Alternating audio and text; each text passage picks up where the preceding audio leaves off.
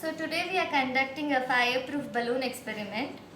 So for this experiment you need 2 balloons, 1 candle, 1 matchbox and water.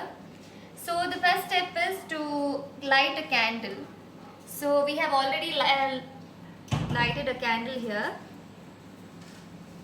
So what we are going to do is, we are going to take 2 balloons.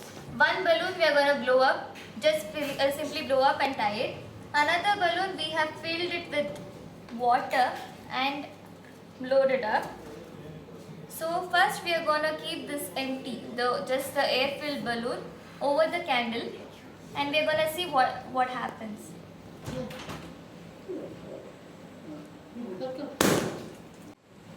So as you see, the balloon has popped because there is no water in this.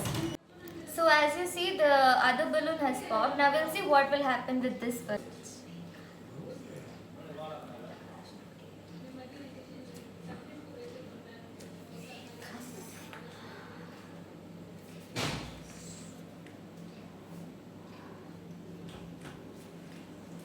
I'm getting scared.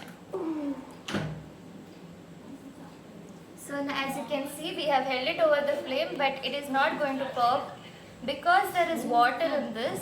Therefore, it absorbs heat. So it is not going to pop. The other balloon did not have any water; it just had air.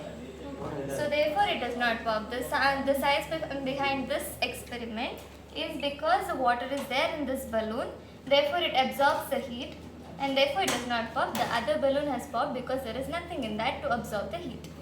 This experiment is called fireproof balloon experiment. You can try it at home under adult supervision. Thank you.